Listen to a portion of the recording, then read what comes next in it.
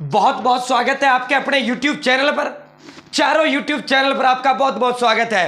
हरियाणा प्रदेश के अलग अलग चारों क्षेत्रों में नंबर 1 YouTube चैनल अपने हैं। बड़ा प्यार हरियाणा प्रदेश की जनता का हमें मिला है।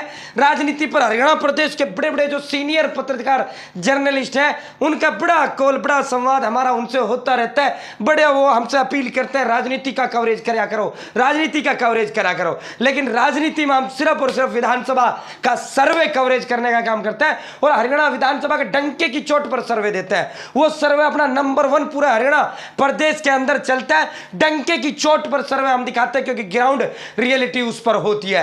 राजनीति का कवरेज का हमारा इरादा नहीं होता, हमारा इंटरेस्ट नहीं है। 4 चैनल चल रहे हैं, नंबर 1 है।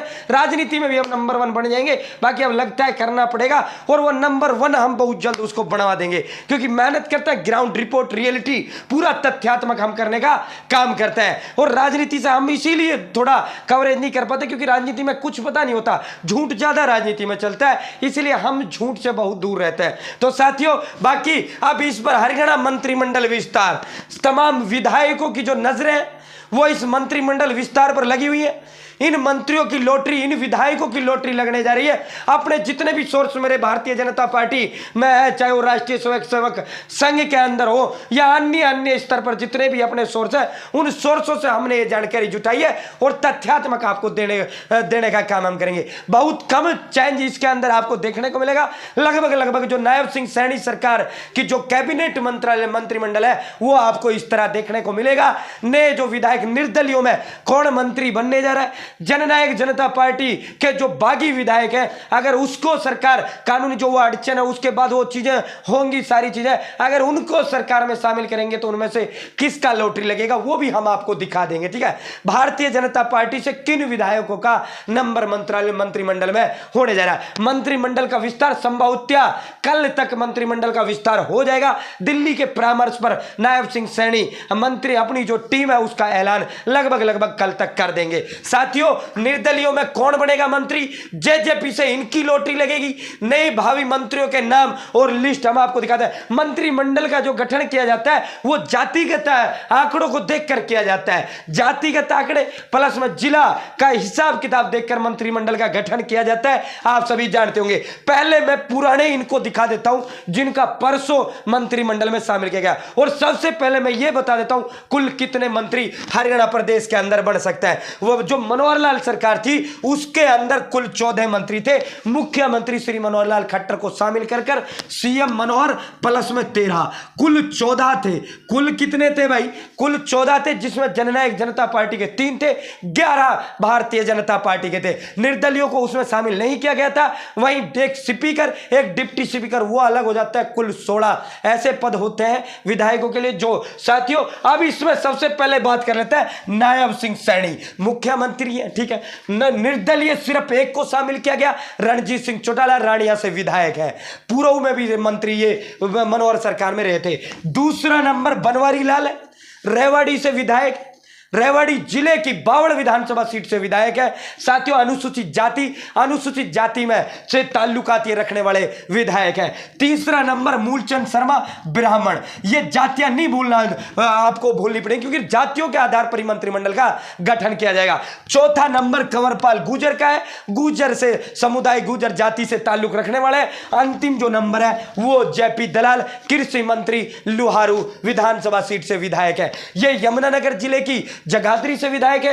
ये लोहारू से है, भिवानी जिला या सिरसा जिला या रेवाड़ी जिला या मूलचंद शर्मा जी फरीदाबाद जिला से ताल्लुक रखता है। यहां जो नायब सिंह सैनी जी हैं कुरुक्षेत्र जिले से हैं, वैसे अंबाड़ा से, कुरुक्षेत्र से सांसद है, अंबाड़ा के मिर्जापुर गांव से है। लेकिन जो अब ये जो माना जाएगा ये करनाल जिला इसको माना जाएगा क्योंकि करनाल जिले की जो करनाल सीट है विधानसभा वो खट्टर साहब ने छोड़ दिया, यानी करनाल से विधायक नायब सिंह सैनी चुनाव जीत जाएंगे। इसमें अगर मगर कुछ नहीं है उपचुनाव में। और मुख्यमंत्री को बहुत कम, जैसे बहुत कम इतिहास के अंदर मौके होते हैं जहां मुख्यमंत्री को चुनाव हरा दिया जाता है उपचुनाव के समय। ऐसी नौबत, वर्तमान मुख्यमंत्री चुनाव में जाएगा जब 19 में तब हार जाए, वही 24 में वही एक अलग बात है, लेकिन उपचुनाव में इसको नहीं हराया जाएगा। ठीक है साथियों, ये हो गए 5 जिले, तो जातियां, सारी चीजें मैंने इसमें आपको बता दिया कौन कौन किस जिले से हैं। अब बात करता है मुख्य बात पर जिसका आप इंतजार कर रहे हैं। अनिल विज साहब पंजाबी चेहरे, पंजाबी समुदाय से ताल्लुक रखने वाले व्यक्ति हैं। अनिल विज जब मन करे तब वो जो है मंत्री पद की शपथ ले सकते हैं, डिप्टी सीएम भी बनाए जा सकते हैं। अनिल विज साहब का मंत्री बनना लगभग फाइनल है। पंजाबी चेहरा हरियाणा प्रदेश के अंदर मंत्रिमंडल के अंदर देखने को मिलेगा, वो अनिल विज होगा और अनिल विज जब चाहे तब शपथ ले सकते हैं। इसका मामला फाइनल है, ठीक है। अगले जो विधायक आ जाते हैं, अगला विधायक महेंद्रगढ़ यादव कम्युनिटी से अभी तक विधायक मंत्री नहीं बनाए गए। रेवाड़ी जिले की 4 सीटें, रेवाड़ी जिले के अंदर चिरंजीवी राव रेवाड़ी से विधायक है, कांग्रेस से, वो तो मंत्री बनेंगे नहीं, बावल से बना दिए गए, ठीक है। तीसरा हो जाता है कोसली से लक्ष्मण सिंह यादव जी, ठीक है, उनका जो है रेवाड़ी जिले को ऑलरेडी प्रतिनिधित्व दे दिया गया है। पिछली टर्म में भी महेंद्रगढ़ जिले से विधायक ओम प्रकाश यादव नारनौल से उनको मंत्री बनाया गया। लाभ की बार लगभग मैं ओम प्रकाश यादव का मंत्री पद छीनना लगभग तय, और उनकी जगह जो नाम आएगा महेंद्रगढ़ जिले की, अगर सीटों की हम चर्चा करें तो महेंद्रगढ़ से राव दान सिंह है कांग्रेस के, उनको नहीं बनाया जाएगा। वहीं सीताराम यादव अटेली से है, सीताराम यादव अटेली से है, सीताराम यादव अटेली से है, ओम प्रकाश यादव नारनौल से है, और अभय यादव अच्छी छवि के नेता है, आज 2 बार से लगातार कंटिन्यू विधायक है, और आईएएस का परिवार इनका परिवार माना जाता है, बहुत पढ़ा लिखा परिवार इनका माना जाता है। साथियों अभय यादव का मंत्रिमंडल के अंदर लगभग शामिल होना तय, अगर राव इंद्रजीत यहां वीटो पावर नहीं लगाते हैं, अगर राव इंद्रजीत ने यहां वीटो पावर लगा दिया तो सीताराम यादव मंत्री बन सकते हैं। राव इंद्रजीत अगर वीटो पावर नहीं लगाते हैं तो लगभग महेंद्रगढ़ जिले से इसका मंत्री बनना तय है। अगर राव इंद्रजीत वीटो पावर लगाते हैं तो फिर सीताराम यादव की जगह फिर रेवाड़ी जिले से यादव किसी यादव को मंत्रिमंडल में शामिल किया जा सकता है। वो कोसली विधानसभा से विधायक भी हो सकते हैं, अन्य भी हो सकते हैं। बाकी लग रहा है मुख्यमंत्री श्री मनोहर लाल खट्टर का पूरा दबदबा इस मंत्रिमंडल में रहेगा, और मुख्यमंत्री के गुड बुक में शामिल अभय सिंह यादव है। तो महेंद्रगढ़ जिला को प्रतिनिधित्व दिया जाएगा। रेवाड़ी जिला को ऐसी संभावना बहुत कम है कि 2 विधायकों को एक जिला से मंत्री बना दिया जाए।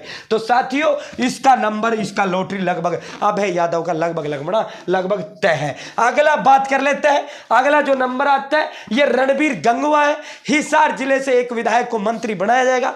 हिसार जिले से कमल गुप्ता का लगभग आपकी बार पर मंत्री पद उनको शपथ नहीं दिलाया गया, इसका मतलब उसको बाहर कर दिया गया। और कमल गुप्ता का पद, कमलेश ढांडा का पद और संदीप सिंह कुरुक्षेत्र का पद, इनका तो पहले भी पद छीनना तय था, लेकिन मुख्यमंत्री बदलना था, इसलिए पूरा नए सिरे से गठन करना था। इन तीनों को इसीलिए एक्सटेंशन उस समय मिला था, वरना इनका जो रिपोर्ट कार्ड था, और ये तीनों बुरी तरीके से चुनाव जो है हारने जा रहे हैं, इसमें भी कहीं कोई शंका नहीं है। साथियों इनका रिपोर्ट कार्ड जो है मंत्री के तौर पर बहुत खराब रहा। वर्तमान में ये रणबीर गंगवा डिप्टी स्पीकर है। अगर इसको नलवा से विधायक है, अगर इसको लोकसभा का टिकट नहीं दिया गया तो ये कुम्हार जाति से संबंध रखता है, प्रजापत समाज से ये संबंध रखता है, और प्रजापतों की जो हिसार जिले के संख्या है, हिसार जिले के अंदर बहुत अच्छी खासी संख्या है, प्रजापत समुदाय समाज से रणबीर गंगवा का लगभग मंत्री बनना तय है, अगर इसको लोकसभा का टिकट ना दिया गया तो। ठीक है साथियों, अगली बात करते हैं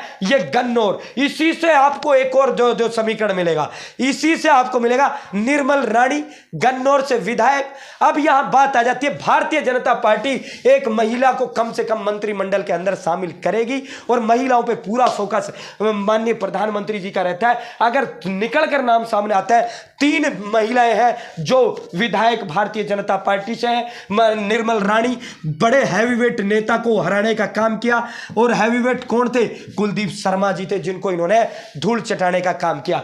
दूसरा नंबर आ जाता है कमलेश ढांडा कलायत से विधायक है। तीसरा नंबर आपका आ जाता है सीमा तिरखा, बड़कल विधानसभा से विधायक है, और आपकी बार चुनाव हारने जा रही है, अगर मगर कुछ नहीं है, बुरी तरीके से चुनाव बड़कल विधानसभा से हारेंगी। फरीदाबाद जिले और पलवल जिले में अगर किसी सीट पर भारतीय जनता पार्टी कमजोर है तो वो बड़कल विधानसभा सीट है, जहां से सीमा तिरखा चुनाव हारेंगी, अगर मगर कि जबकि इसका जो स्थिति है, इनका स्थिति आज भी अच्छा है। ये दोबारा कुलदीप शर्मा को चुनावी मैदान में जो सर्वे हाल ही का है उसमें इनको हराएंगी। अभी तो फिलहाल वर्तमान में इसके पास मार्जिन है। वही कमलेश ढांडा भी चुनाव हारेंगी अगर मगर कुछ नहीं है। वो सर्वे हम ऑलरेडी जारी कर चुका है। वो डंके की चोट पर जारी करता है ऐसा भी नहीं है भाई। ये जो निर्मल रानी है, एक सोनीपत जिले को प्रतिनिधित्व मिलेगा, दूसरा सीमा तिरखा और कमलेश ढांडा दो महिला बत्ती हैं। कमलेश ढांडा का रिपोर्ट कार्ड अच्छा नहीं है, जाट है, उसको मंत्री पद नहीं मिलेगा। वहीं सीमा तिरखा को इसलिए मंत्री नहीं बनाया जाएगा क्योंकि फरीदाबाद जिले से ऑलरेडी मूलचंद शर्मा को मंत्री पद मिल चुका है। दूसरी बड़ी बात, फरीदाबाद जिले के अंदर नैनपाल रावत निर्दलीय विधायक है, उनको भी मंत्री पद में शामिल किया जा सकता है। तो एक जिले से तीन विधायकों का मंत्री बनना संभव नहीं है, इसलिए सीमा तिरका की लॉटरी नहीं लगेगी। जो लॉटरी लगने जा रही है महिला कोटे से नई महिला एवं बाल विकास मंत्री हरियाणा प्रदेश की हो सकते हैं निर्मल रानी। हम इसके लिए शुभकामना निर्मल रानी जी को भी देना चाहते हैं। लगभग निर्मल रानी फाइनल है, अगर मगर की गुंजाइश बहुत कम है। इनका ठप्पा अनिल विज की तरह लगभग फाइनल है। बाकी राजनीति में कब क्या हो जाए कुछ नहीं कहा जा सकता। अभी तक इनका नाम टॉप पर महिलाओं की लिस्ट में चल रहा है। अगली बात करते हैं इसी निर्मल रानी से, इसी से निकलता है निर्दलीय विधायक पुंडरी से निर्दलीय विधायक रणधीर गोलन का मंत्री पद इसी से होकर निकलता है। क्यों निकलता है वो समझ लो। निर्दलियों की अब सूची आ चुकी है, निर्दलीय में कौन कौन बनेगा। निर्मल रानी, ठीक है, कैथल जिले की 4 विधानसभा सीटें हैं। कैथल जिले में कलायत से कमलेश ढांडा है। दूसरा कैथल जिले की जो दूसरी सीट है गुलाची का ईश्वर सिंह है, जननायक जनता पार्टी के बागी विधायक है। तीसरी जो ये पुंडरी से खुद विधायक है, पुंडरी से विधायक निर्दलीय रणधीर गोलन पुंडरी से विधायक है, ठीक है। चौथा जो नंबर आता है ये आपका जो ईश्वर सिंह कैथल सीट से रणदीप सिंह सुरजेवाला को हराने वाले लीलाराम गुर्जर। अब लीलाराम गुर्जर को इसलिए नहीं बनाया जाएगा, एक तो गुर्जरों की जनसंख्या उतना नहीं है, बहुत कम है। फरीदाबाद जिले के अंदर है, समालका पे है, कैथल में है और यमुनानगर जगाधरी पर है। इनकी संख्या, और उसमें से ऑलरेडी जो है इन्होंने कंवरपाल गुर्जर को मंत्री पद दे दिया है। तो कैथल से लीलाराम गुर्जर का नंबर लगभग नहीं पड़ेगा, इसमें कहीं कोई शंका नहीं है। दूसरा नाम आ जाता है कलाय से कमलेश ढांडा का। कमलेश ढांडा को जब निर्मल रानी को भी मंत्री पद मिलेगा, सारे समीकरण निर्मल रानी के पक्ष में जाता है, तो कलाय से कमलेश ढांडा का मंत्री पद छिनेगा और छिन चुका है। उनको रिपीट मंत्री पद में नहीं किया जाएगा और वो चुनाव भी हार रही है। बीजेपी भी ऐसे नेताओं को मंत्री बनाना चाहेगी जो अगली बार जो है सीट सेफ जोन में जा सके।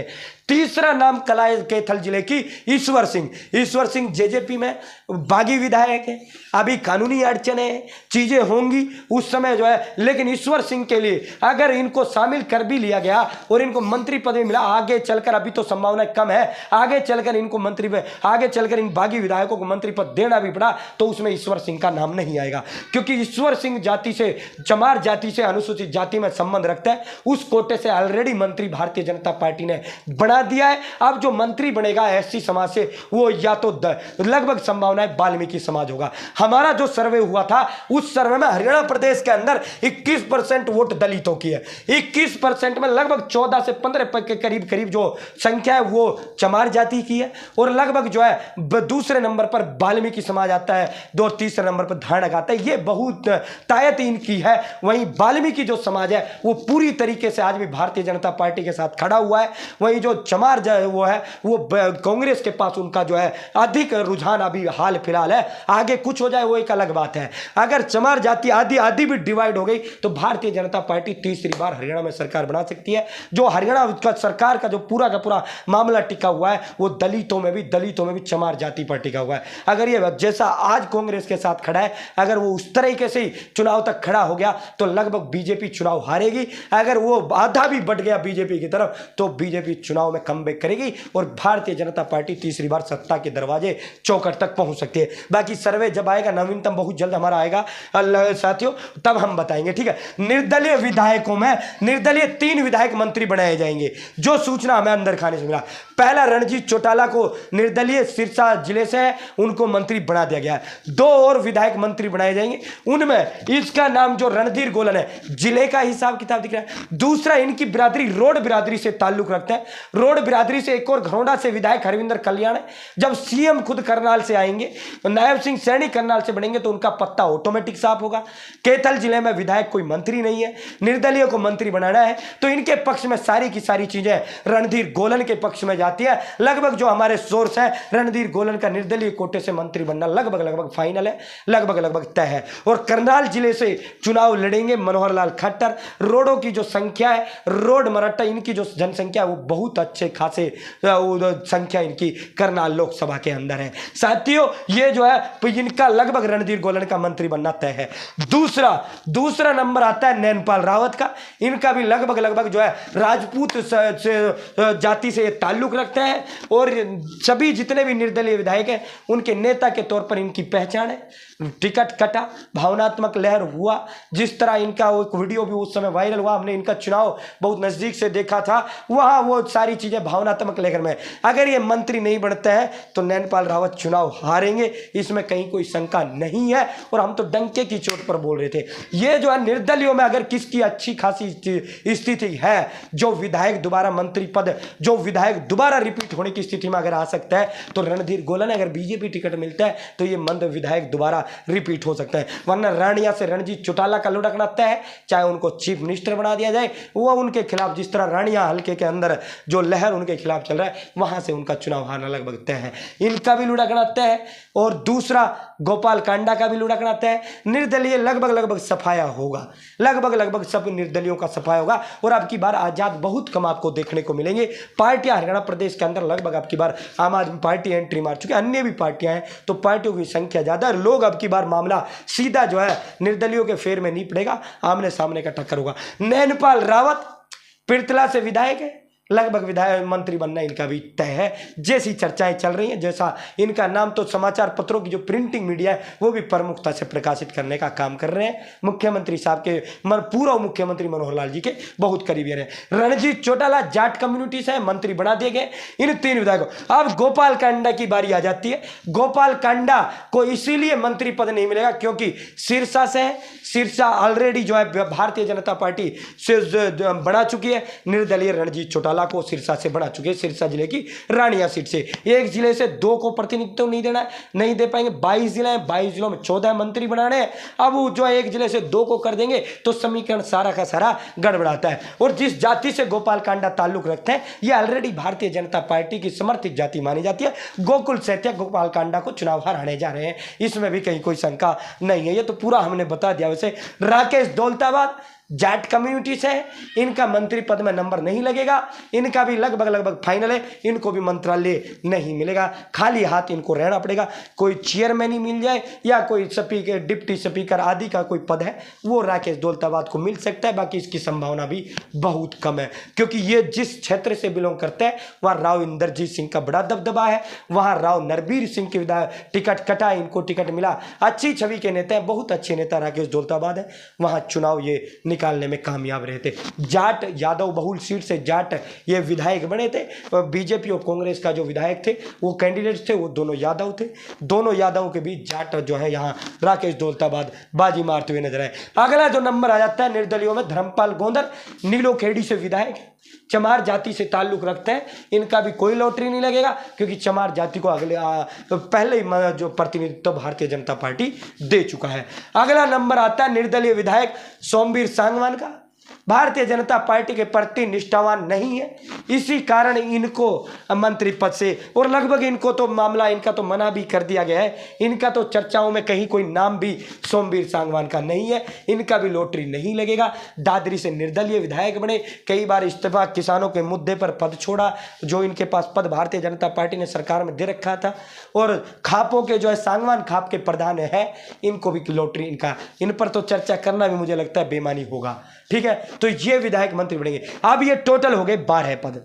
टोटल मैंने कितने कर दिए? 2 विधायक, 5 ऑलरेडी बन चुके हैं, छठा वो बन चुका है। मुख्यमंत्री 6 हो गए, अनिल विज हो गया, निर्मल रानी हो गई 8 हो गई, रणबीर गंगवा हो गया 9 हो गया। रणबीर गंगवा को अगर विधानसभा वो लड़ाया जाता फिर किसी और को देखा जाएगा। 9 हो गए ये टोटल, ठीक है। 2 विधायक जो है निर्दलीय हो गए, 11 हो गए। राकेश निर्दलीय पुंडरी से विधायक है और दूसरे 2 ये है नैनपाल रावत, ये 11 हो गए। 12वां निर्मल रानी हो गई, 12 हो गए। 2 और मिनिस्टर को इनको बढ़ाना है, ठीक है। अब 2 मंत्री भारतीय जनता पार्टी 2 मंत्री कहां से सेलेक्ट करेगी? हो सकता है इन्हीं का विस्तार हो और 2 पदों को खाली छोड़ दिया जाए। 2 पदों को किसके लिए खाली छोड़ दिया जाए? जेजेपी के जो ये बागी विधायक है, कानूनी अड़चन उसके बीच होंगी, इस पर डिटेल से कवरेज हम करेंगे, डिटेल से इसका आपको हम समझाने का काम करेंगे कि कैसे कैसे ये जो है इनको शामिल किया जा सकता है, क्या कुछ इसका मामला रहेगा। अगर इनको किया जाता है, पद इनके लिए खाली छोड़े जाते हैं, तो किसका लॉटरी इसमें लगेगा, लगभग किसका लॉटरी लगेगा, अब हम इसमें आपको बता देते हैं। 5 विधायक के नाराज चल रहे हैं। राम कुमार गौतम दादा के नाम से मशहूर है, इनका जो है ब्राह्मण समाज से ऑलरेडी मूलचंद शर्मा को विधायक मंत्री बनाया जा चुका है। इनका लॉटरी नहीं लगेगा क्योंकि भारतीय जनता पार्टी को ये ऐसे हज करवा सकते हैं, उम्र 78 साल इनका हो चुका है। अन्य कारण है क्योंकि इनका जो बड़बोलापन है इनको जो है मंत्री पद से दूर रख सकता है। इनका मंत्री पद जेजेपी की तरफ से नहीं लगेगा और वो पहले क्लियर कर चुका है, दुष्यंत का इलाज बांध दो, मन्ने मंत्री पद नहीं चाहिए, ये ऐलान पहले ही राम कुमार गौतम कर चुके हैं। दूसरा, ईश्वर सिंह कैथल की गुलाचीका विधानसभा से हैं, दलित में चमार जाति से संबंध रखते हैं, इनका भी नहीं लगेगा क्योंकि ऑलरेडी प्रतिनिधित्व दे चुका है। बच जाते हैं ये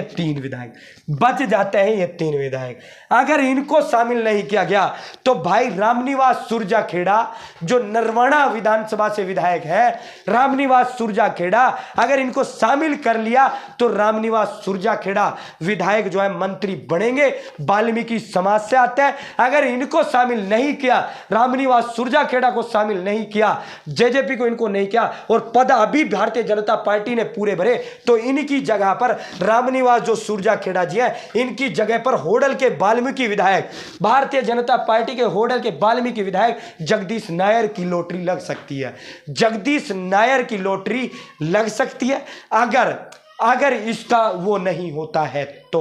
रामनिवास सुरजाखेड़ा को अगर जो है बीजेपी जेजेपी का हाल ही में सभी पदों को भरती है, इनको कोई मंत्री पद नहीं दिया जाता है, तो रामनिवास सुरजाखेड़ा की जगह होडल पलवल जिले में प्रतिनिधित्व दिया जाएगा और जगदीश नायर पलवल जिले से मंत्री पद कामयाब पा सकते हैं, वाल्मीकि समाज से ताल्लुक रखते हैं। अगला जो नाम आता है, अब बच जाते हैं जोगीराम स्याग, देवेंद्र बबली।